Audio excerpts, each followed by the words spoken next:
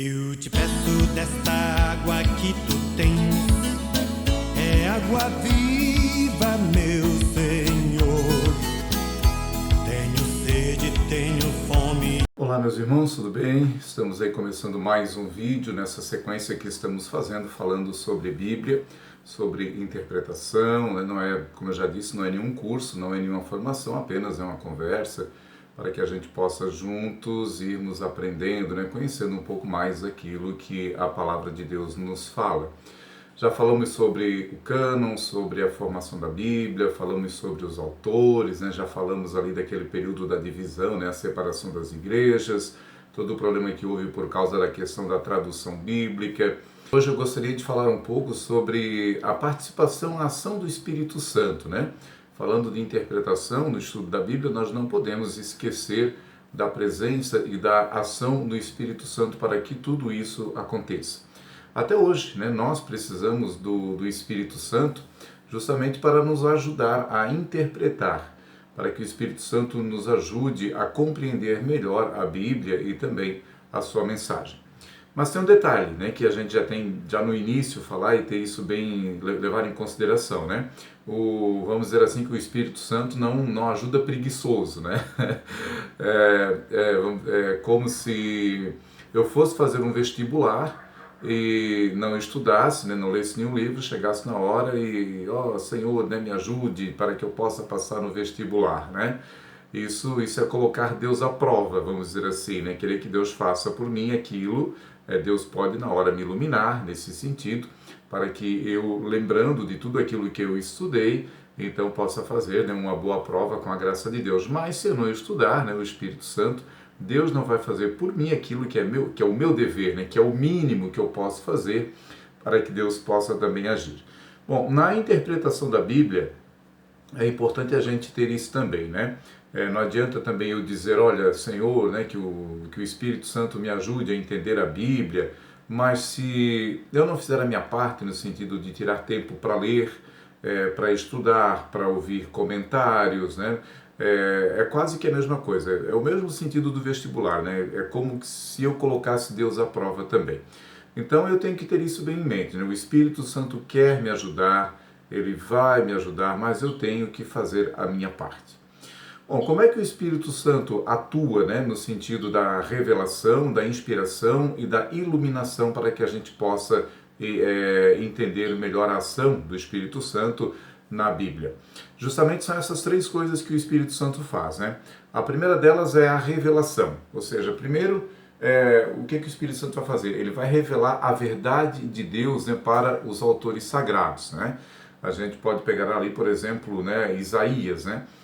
O Espírito Santo revela a Isaías a verdade de Deus, nesse sentido de que Isaías teve aquela revelação de Cristo morrendo na cruz. Então esse é o primeiro passo, né? A primeira ação do Espírito Santo é a revelação. A segunda ação do Espírito Santo é a inspiração.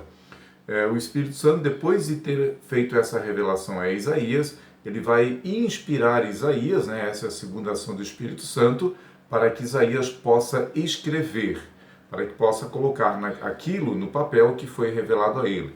Então nós temos ali, né, a segunda parte, que é onde Isaías vai lá e escreve, né? Está lá Isaías 53, ele foi ferido, né, por nossas transgressões, foi morto por nossos pecados, né? Passagem que nós lemos agora pela Semana Santa. Muito bem, e hoje, quando nós abrimos, no caso, o livro em Isaías 53, o que é que acontece? Aí vem a terceira ação do Espírito Santo. Ele vai nos dar revelação? Não, porque já deu lá ao profeta quando ele fez a revelação de Cristo morrendo na cruz. Ele vai nos dar inspiração? Não, porque ele já deu a Isaías quando, né, foi para colocar tudo isso no papel, para escrever tudo isso. Então ele vai dar o quê? Ele vai nos dar iluminação. Essa é a terceira ação do Espírito Santo. Ele vai me dar iluminação para eu entender o que Isaías escreveu, né? Eu olhando, lendo, né, aquele trecho de Isaías, é claro, é óbvio, já vou saber quem é aquele, né, do qual Isaías fala, né? Já sei, iluminado pelo Espírito Santo, que ele está falando ali do servo sofredor, está falando, né, do próprio Jesus, né, do Messias que haveria de vir. Uma outra coisa também importante a gente saber, essa revelação que Deus faz, né, de si na Bíblia, não é algo que é feito assim de uma vez só, né? Não. A gente chama isso de revelação progressiva, ou seja, e isso é muito importante a gente entender, porque vai nos ajudar muito na hora que nós formos ler a Bíblia, né? Essa revelação progressiva de Deus, ela vai acontecer durante a história da humanidade. Não acontece de uma vez só e revelado tudo a uma pessoa só. Deus, ele vai fazer o quê? Ele vai se revelando aos poucos, né? É devagar, como se fosse a conta-gotas, né? A gente pode pegar, por exemplo, lá no livro do Gênesis, lá no começo da Bíblia, quando Deus vai dizer para Adão e Eva, né, depois do pecado, né, depois da queda ali do ser humano, né, no pecado, ele vai dizer o que para Adão e Eva? Um dia virá alguém que vai pisar na cabeça da serpente. Passa-se um tempo, né, depois a gente vai ler lá no livro do Êxodo, Deus vai revelar mais um pouco, né? Deus vai chamar Abraão e vai dizer, olha, sabe aquele, né, que eu disse para Adão e Eva que ia pisar na cabeça da serpente? Pois é, ele virá da tua descendência, ele vai abençoar todas as nações do mundo. Mais uma parte. Mais adiante, a gente vai ler lá no livro dos reis, por exemplo, lá em Davi, em que Deus chama Davi e vai revelar a Davi, olha, sabe aquele que eu falei para Adão e Eva, que ia pisar na cabeça da serpente? Aquele mesmo, né, que eu falei para o teu pai Abraão, né, o pai da fé, que viria da nação de Abraão? Pois é, vou te dizer algo mais.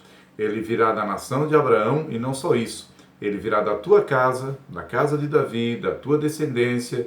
Ele vai ser rei e vai reinar sobre o mundo todo. Mais adiante, Deus vai revelar mais um pouco. Vai chamar, por exemplo, os profetas e vai dizer, olha, sabe aquele que eu disse para Adão, aquele mesmo que eu falei para Abraão, que eu falei para Davi? Pois é, vou dizer mais, né? Ele vai nascer em Belém, ele vai entrar em Jerusalém montado no jumento e vai morrer numa cruz pelos pecados de todo o meu povo. Então, sabe quanto tempo Deus levou para revelar tudo isso? 2000 anos, né? Cerca de 2000 anos. Lá do começo do livro do Gênesis, né? Até revelar isso aos profetas, temos aí quase 2000 anos. Ou seja, Deus vai se revelando aos poucos, né?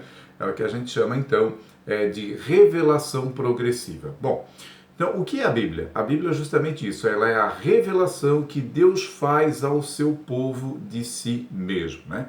Deus foi contando, através da Bíblia, a história da salvação que Ele deu ao seu povo, que vai começar com Adão, lá no jardim, e vai terminar lá no livro do Apocalipse, com a segunda vinda de Cristo. Então a Bíblia, ela contém isso, ela contém os registros, né, durante a caminhada da humanidade, da intervenção, dos atos salvadores de Deus, né, a ação de Deus na história para salvar o homem. Bom, por que eu disse que tudo isso é importante? Porque a hora que você for ler a Bíblia, muitas vezes as pessoas perguntam, Carlos, por onde é que eu posso começar a Bíblia? Começo lá pelos Evangelhos? Começo lá pelo livro do Gênesis? Eu posso pegar assim qualquer parte? Então, muito bem. Essa revelação progressiva é importante a gente saber por quê. Porque se eu for pegar, por exemplo, o livro de Mateus, eu vou abrir a minha Bíblia, eu vou começar a ler a Bíblia hoje, vou abrir lá no livro de Mateus. Eu tenho que ter a consciência, né, de que estou abrindo no meio da Bíblia e ali contém coisas, né, contém capítulos, livros antes de Mateus e contém livros também, né, depois de Mateus, ou seja, vem capítulos antes e vem capítulos depois. Você está abrindo, né, a Bíblia no meio. Então eu tenho que ter essa consciência que a Bíblia, ela é um livro, é uma biblioteca, na verdade, né, que ela tem começo, meio e fim. Então, se eu for ler, começar a ler a Bíblia e for ler só o livro do Gênesis, eu não vou conseguir entender o restante da ação de Deus na caminhada da humanidade, porque eu não li o restante. Só o livro do Gênesis não vai me trazer toda a resposta ou toda a revelação que Deus fez à humanidade durante todo aquele período. Da mesma forma, se eu for abrir e querer ler a Bíblia só a partir do livro do Apocalipse, eu vou achar complicado, né? Inclusive muita gente diz, nossa, como o livro do Apocalipse é difícil, é complicado. Eu não vou entender se eu não ler todos os acontecimentos de antes, né?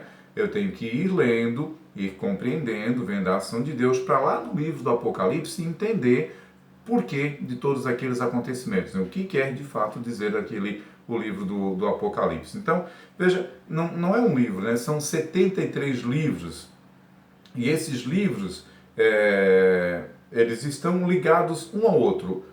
Ler um livro ajuda a compreender o outro seguinte, né? São 73 livros. O centro da história, vamos dizer assim, o centro da história, né, desses livros todos, quem é? É Jesus Cristo, né? É Cristo quem vai iluminar tanto o Antigo Testamento, né, o que vem antes, como aquilo que vem depois, né? Então Jesus é o centro de tudo isso, né? Como é que as pessoas diante de Jesus se salvavam? Eles se salvavam pela fé que tinham no Messias, no Cristo que há de vir, que haveria de vir, né?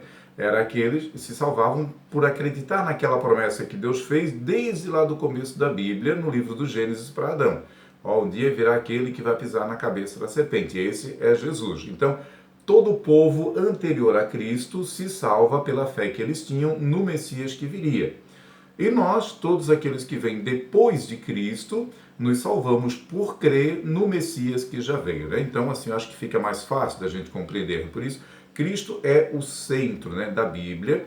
Em Cristo nós temos a revelação máxima que Deus faz de si para o seu povo, né? Tudo na Bíblia, a gente sabendo isso, a gente vai entender, vai perceber que tudo na Bíblia aponta para Jesus, né? A gente pode ler os Salmos, a gente pode ler as profecias, né, as revelações aos profetas, a gente pode ler as parábolas, aí a gente logo vai perceber, sabendo quem é Jesus, sabendo que ele é o centro da Bíblia, que ilumina, né, tanto o Antigo como o Novo Testamento, lemos tudo a partir de Cristo, a gente logo vai entender que tudo aquilo fala de Jesus. Então é mais ou menos isso, né? É essa ação do Espírito Santo durante a caminhada, né, de toda a humanidade na história da salvação. Então no próximo vídeo a gente fala um pouco mais, né, sobre ainda essa questão da interpretação e dúvidas, né, algum questionamento que você tenha, você pode mandar as perguntas para a gente também, que nós vamos, né, conversando também durante os próximos vídeos, né? Fique com Deus então e até lá. Vens de Deus, estás em Deus, também és Deus, e Deus com